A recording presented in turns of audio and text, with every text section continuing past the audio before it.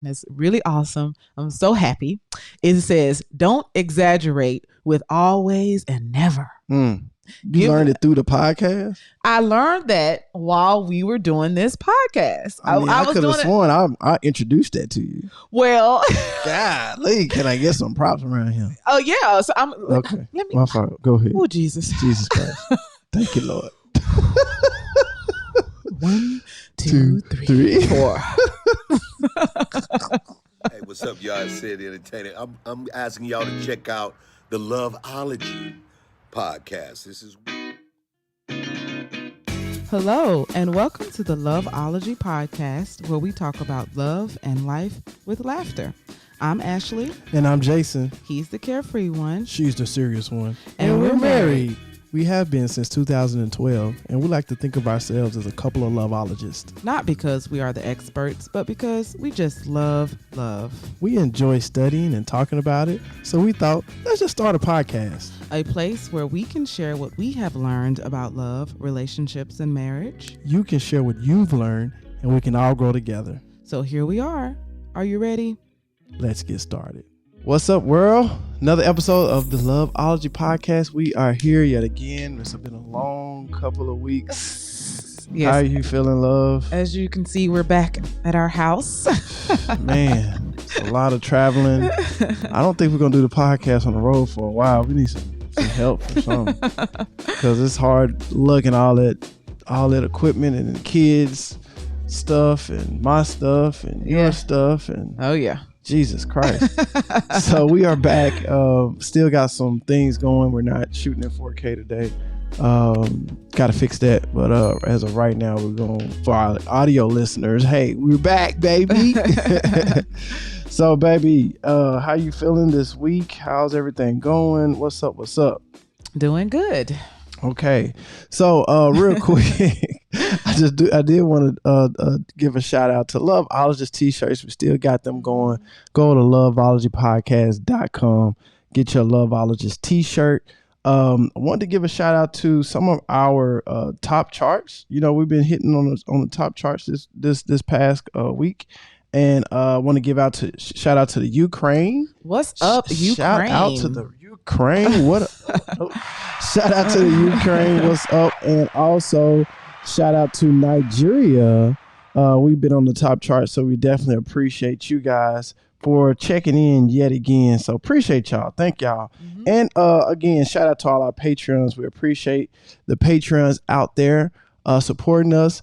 I got something special for y'all Patreons coming in the mail. So thank you for being our Patreon. And if you want to become a Patreon, go to loveologypodcast.com. It's a Patreon button right there. Click that button and pick a tier and join us. Mm-hmm. All right. So, baby girl, let's get it going. We get on Difficult Conversations again. Yes, we're almost finished with this book. I've been really enjoying it. I've been learning a lot. I've been applying the principles because that's very important. Mm-hmm. Just because you learn it, you gotta use it. You gotta use it. You gotta lose it, and you gotta practice it too. That was something that I learned, not too long ago. Mm-hmm. There's a difference between applying and practicing, right?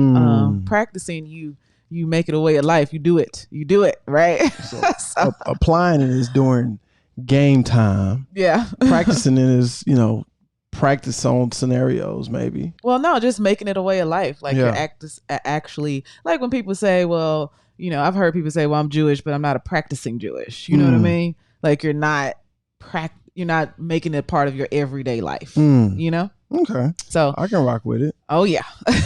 And before we get started, I'm sorry, babe. I just do want to give a shout out to our top countries real quick. Australia, number 1.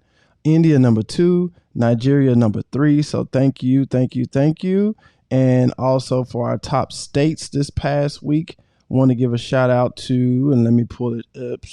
We're trying to get some things going for you guys. We want to let everybody know. We want to give our props to the people that's been listening. And we appreciate y'all. So our top states, we're going to give a shout out to Ohio, number 1. What up, Ohio? Number 2, Texas. What up, Texas? Don't mess with Texas. And what's up to SIP, Mississippi? Coming in. Hello, 3. Mississippi. I'm excited. Yeah. What's up to SIP down on the dirty? You hear me? So, so let's go ahead and continue with what we got jumping off. Yes. So Today we are talking about expressing yourself, right? So the last episode, we just kind of gave a rundown of how our trip to Hawaii was going.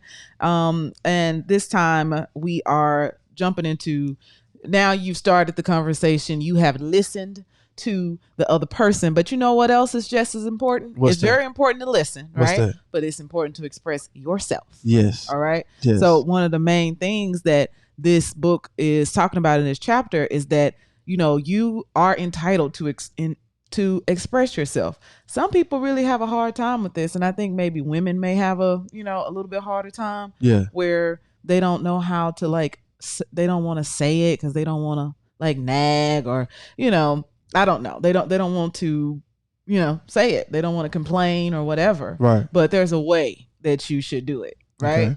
Okay. But you definitely need to understand that it's important for you to express yourself as well. Mm-hmm. Right? Yes. What do you think, Jason? I agree. Okay. Because we all want to express ourselves, right? That's the whole point. Well, but some people are afraid to talk in relationships. I've met, neither one of us are like that. Yeah. But we have to think about the way other people are. And I really have heard women say that they didn't tell. This is really random, but one time I was watching Keeping Up with the Kardashians a really long time ago, mm-hmm. and Khloe was married to what's his name, Lamar, mm-hmm. and I don't know if she was just afraid to say something to him, but she's Armenian, mm-hmm. And I think he was doing something with the NBA with Armenian, I don't know, but she kind of didn't want him to participate because I can't remember, but I think there was a Armenian genocide, mm-hmm. and I can't remember which country. Turkey, yes. Mm-hmm. So she, had a problem with that, but she didn't want to tell him. And then eventually she came on out and said something about it, and he was like, "Of course, gotta have those difficult conversations." Yeah, I won't associate myself with that because you're Armenian, and this is hard for you. So cool. You know what I'm saying? But she had a hard time saying it. She had to build up the courage to say something to him about it. Yeah. So, I said, I think women maybe have a little harder time with this. So this is a really big point, to make. Or sometimes in friendships, you may be, maybe hard to say stuff, you know what I'm saying? Mm-hmm. Because so it's we talking about relationships, right? Mm-hmm. Just talking about relationships. So yeah, sometimes you can I can kind of see that more, not necessarily more, but I can see that in friendships because it's well, you just I just let that, because you're not dealing with your friend all the time like you're dealing with your spouse or your significant other, you know what I'm saying? So you might just let things pass more, be a little bit more passive, more friendships. Maybe. Yeah. So here's the first thing. Expressing yourself well in a difficult conversation has nothing to do with how big your vocabulary is or how eloquent or quick-witted you are. Okay? Mm-hmm. It has nothing to do with that. It is in a difficult conversation, your primary task is not to persuade, impress, trick, outwit, convert, or win over the other person. It is to express what you see and why you see it that way, how you feel, and maybe how you are, or who you are. Self-knowledge and the belief that what you want to share is important will take you significantly farther than eloquence and wit. So again, it kind of goes into self-love and understanding that yes, what I want matters, what I have to say matters. Yes. Sometimes people struggle with that. Yes, I can rock with that because you can't think of it right on the dime, or you, like you said, you're not trying to win them over. Mm-hmm. You're just trying to express how you feel, and you're trying to express what's going on from your perspective. Mm-hmm. Now, whatever the disconnect may be from the other side, because the other person might be like, "What are you talking about?" Whatever that disconnect may be, don't stop that person from letting them seeing it from their perspective. Just get that out, then you can get yours out, and we can figure it out the in-between stage. Yeah. Yours is just as important. Okay. So what we're talking about in this episode is, how to figure out what you want to express and how you might best express it. And then we'll talk about some of the errors that people make. Okay. Mm-hmm. All right. So, intimidation. A lot of times people are afraid to talk because they're intimidated. So again, we are talking about like relationships in general with the difficult conversations. So say you want to talk to your manager about something, and you may feel intimidated to talk to them about it or scared, right? So they gave an example of like a second-year law student who was about to meet a federal judge, and he was a little intimidated. He wanted to express some concerns, and another professor told him, he told him this. He said, whenever I felt intimidated or mistreated by someone above me, I remember this. We are all equal in the eyes of God. Exactly. That's what I was going to say. I said, when you're covered by the blood of the lamb, you ain't got to worry about none of that stuff. These people are human. Right. You're a human being. I'm a human being. At the end of the day, we're on the same level of this food chain. You know what I'm saying? So just because someone may think they know more about a situation or they went to school longer and all this doesn't mean that they have the authority over you, right? So you got to know that you're equal. You know what I'm saying? You got to know that, and fear cripples you. You know what I'm saying? So don't get caught up in that fear stuff. Speak your piece respectfully. Yeah. Right. Respect that title. But as that human being, y'all on the same level. You can speak your piece. You can put your opinion out there, or your suggestions. Just do it in a nice way. Yeah. And the whole point of this difficult conversations book is because we know that if you feel better equipped, right, to have this conversation and know how to say it, then that'll help erase some of that fear and anxiety. You may still have it, but at least you feel better equipped to have the conversation, because we do need to, like work on understanding what is the best way to approach a conversation like that. But yes, mainly what has always worked for me is I do understand that we are all equal. Like Jason said, we are all human. You bleed red just like I bleed red, do other stuff just like me. Y'all better feel that. So I'm not afraid. If I am, I'm gonna push past it because, like Jason said, we equal. And think about it. Your manager probably doesn't get these difficult conversations from their employees, right? So you may even stand out to them. You're gonna stand out to them, and that may even help push you to be to get a promotion or something. You just never know. But yeah, push past that that afraidness. Get your piece out. Sure. I'll just read this paragraph to wrap up this point. It says, no more, but no less. Regardless of our spiritual orientation, we can all benefit from the message, no matter who we are, no matter how high and mighty we fancy ourselves or how low and unworthy we may feel. We all deserve to be treated with respect and dignity. My views and feelings are as legitimate, valuable, and important as yours. No more, but no less. For some people, that's utterly obvious, but for others, it comes as important news. So some people really need to, know that. Okay. So the next thing, a reason why failure to express yourself keeps you out of the relationship. This is like a danger of not expressing yourself. If you don't express yourself and something is bothering you, what is likely to happen, Jason? if it's gonna come out eventually, and then, it's gonna upset you. It's like balling it up and it's gonna explode. And then what else could happen? What are you talking about? You can shut down. Some people do it that way. Yeah. Some people like create distance between them. That's part of balling it up. You know what I'm saying? But it's eventually gonna come back out at the end of the day. You know what I'm saying? That's part of the process. As like them just leaving it, up and leaving it. They didn't say anything. They didn't tell you. They just up and left. Yeah. You got to get it out. You got to. It's gonna come out. Get it out. It's kind of like food. You know what I'm saying? Either you're gonna it's gonna nourish your mind, body, and spirit, or the waste is gonna get pooped out. So don't get all that negative emotion. You don't want negative emotion harboring inside of you. You don't want to be fed by that energy. You got to get that out of you. Right.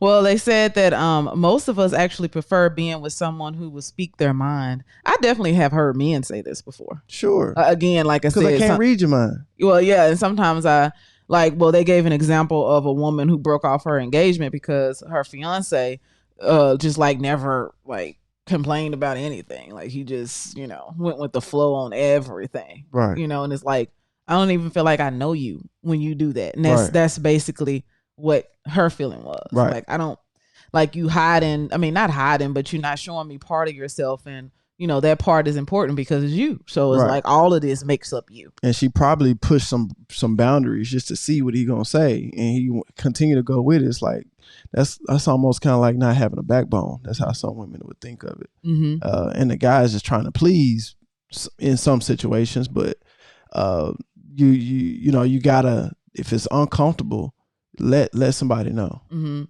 women are definitely, like I said, I think women do it worse than men do, as far as like wanting to please and not wanting to say anything. And just like, you know, some women just like, oh, I'm just gonna do whatever he likes and whatever he wants to do because I want to be with him. So I'm just gonna, you know, mold to whatever it is that he wants. And some people, you know, for some people, I guess it works for them. You know, I can't, you know, different strokes for different folks.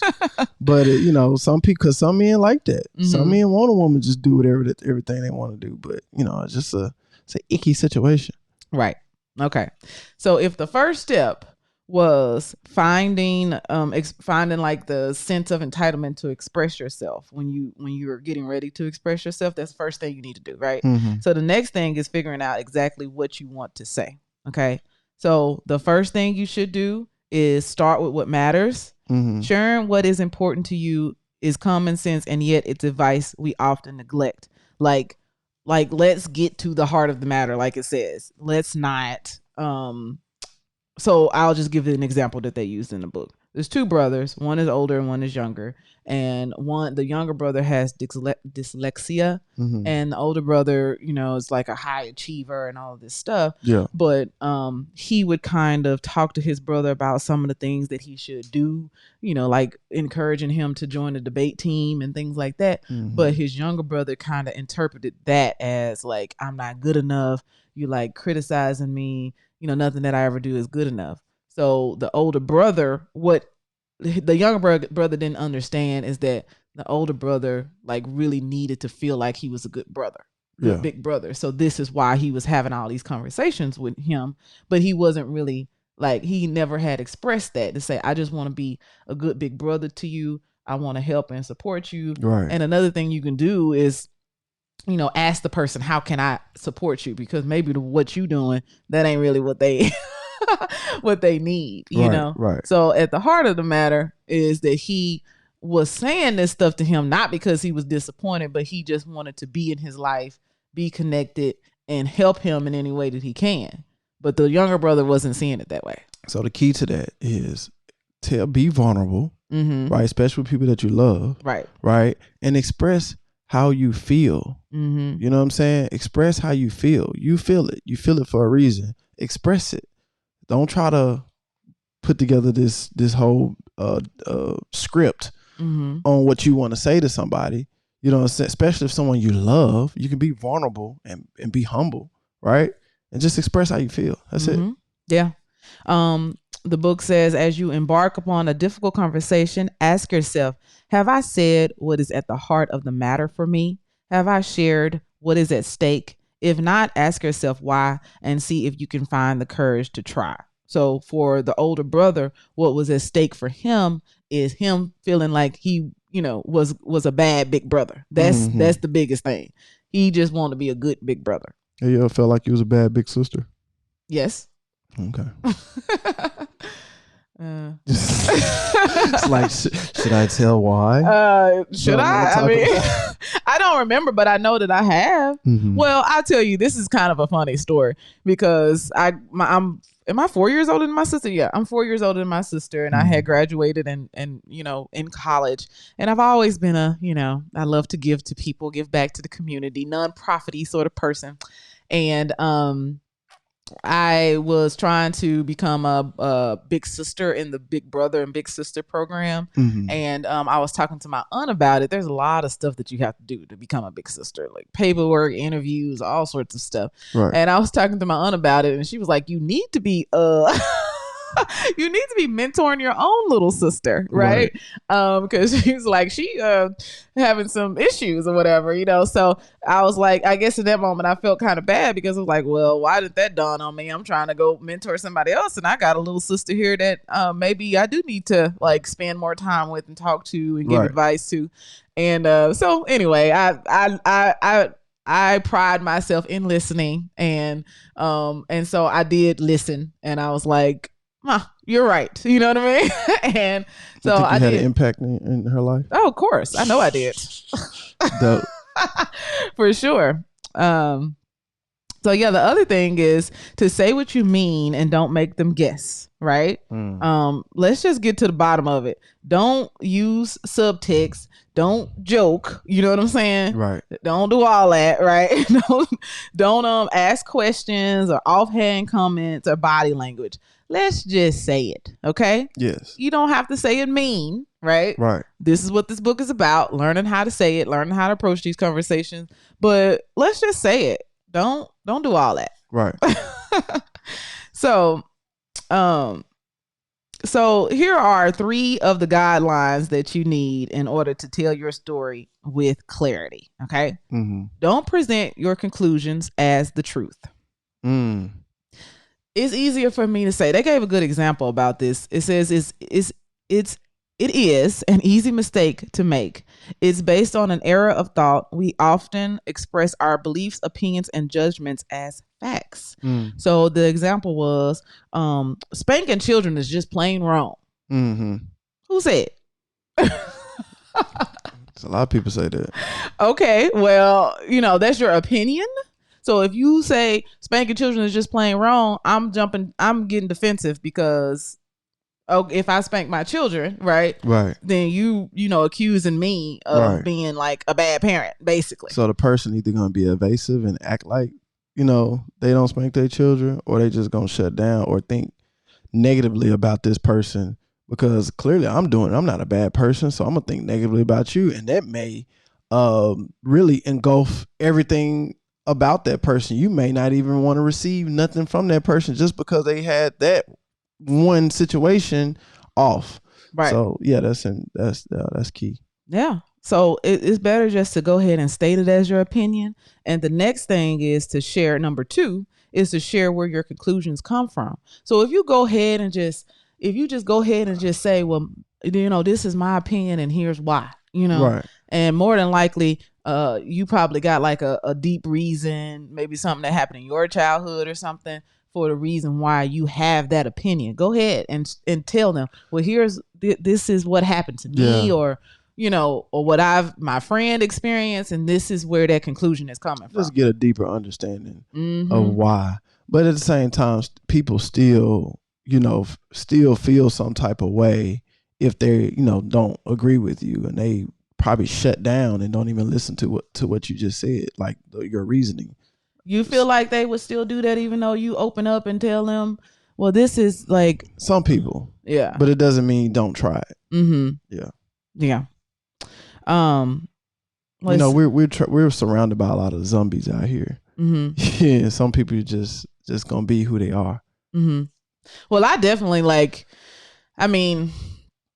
it definitely helps me. If you give me, you know, an opinion about something and you give me that, like, the reason why you feel that way, I can really rock with that. I'd be like, I really understand why you feel that way. And I won't get mad at you. It don't mean I'm going to change my mind, right? But at least me and you are not going to get mad at it. I'm not going to get mad at you because, you know, that's just your opinion. You explain why. I can sit there and chew on it and see if this is something that I might agree with.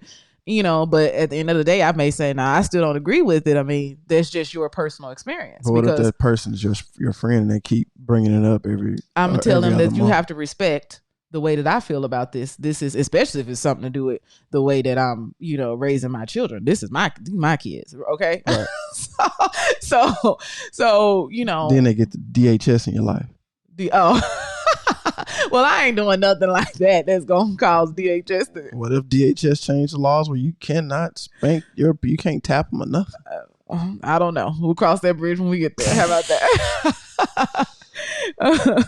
So the last thing is something that I really had to understand, and I'm so happy that I learned it. I learned it through this podcast, and it's really awesome. I'm so happy. It says, don't exaggerate with always and never. You learned it through the podcast? I learned that while we were doing this podcast. I could have sworn I introduced that to you. Well, golly, can I get some props around here? Oh yeah, so I'm okay. My fault. Go ahead. Oh Jesus Christ! Thank you, Lord. 1, 2, 3, 4. Shout out to Daniel Tiger. Okay. What I was going to say is that, yes, this is a mistake that I was making in my communication. I would, when I would complain to Jason about something, I would say, you always, I'll be specific about what the argument was. I said, I feel like you always pointing out the things that I'm not doing right. Mm-hmm. And Jason was like, I'm not always pointing out the things that you're not doing right. And then he even goes so far to make a list of the stuff that was bothering him that he didn't point out. So I was just like, what was you thinking? Like, dang, what was it? I was like, you missing the point. But the point of what this book is saying is, yes, that person is definitely going to miss the point because they are going to get caught up on that word of always or never. Right. And then they're going to get defensive and start pointing out times when they didn't, or when they did, you know what I'm saying? Right. So yeah, like it was, I mean, like this is just textbook example, like for sure, you know what I mean? Like me and Jason. So, but I would just get so frustrated because I'm just like, well, I don't mean always, but that's what I said though. You know what I mean? And, so that has just been definitely very helpful. And it is hurtful too. If you saying something like you didn't do anything. Right. I didn't do anything. Right. Are you sure? I'm pretty sure, I'm pretty sure they did do something. Exactly. Right. Or you're not spending time with me. You don't want to spend time with me. What? I've been spending time with you. What do you mean? So a better statement is to say, I would really like for us to spend more time together. Okay. And then tell what you want. Map it out. Yeah, map it out. Right. So for me, I could have said, Jason, it feels like you're criticizing me a lot. But to say that, you always point out everything that I do, that's just not accurate. Right. And that's what he was trying to prove. So the conversation really didn't go anywhere because he didn't, all he was just stuck on is like, I don't do that. There's plenty of things that irritate me that I don't point out. So no, you're wrong. But he totally missed the whole point. But at least we get past that part. The point is that I was feeling criticized. Right. Whether or not you do it all the time, it doesn't matter. The point is this is what's going on and it hurts my feelings. Right.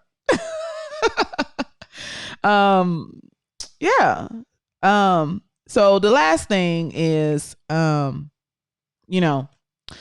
them to paraphrase back after you've done. So those were the 3 guidelines, and then one thing that will really help in the conversation is asking them to paraphrase what you just said back.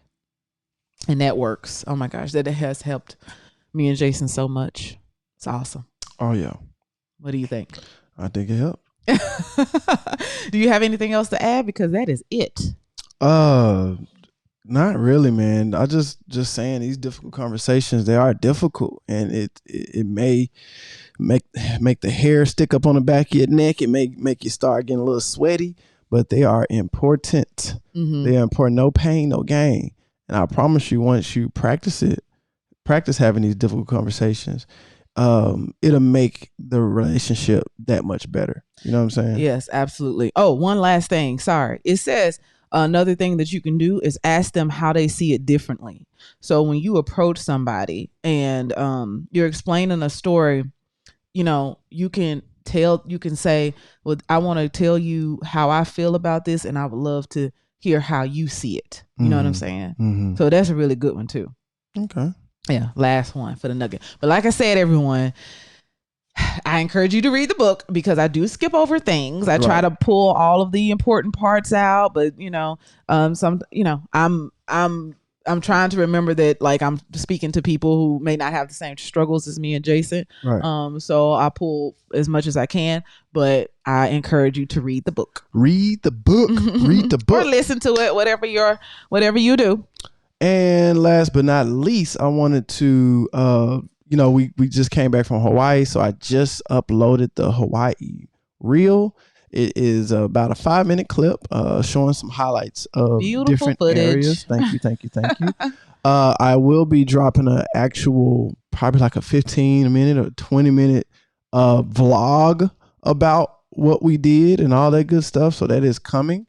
So you can go check that out right here. Pow! Loveology Travel. Make sure you hit that subscribe button. And also, if you finish this, we should have said this in the beginning, but if you have finished this, go check out some of our previous episodes of difficult conversations. So that's it. That's all, baby girl. Yeah, you're good. Thank you. Thank you. Thank y'all for listening, and we'll catch y'all next time. Peace out.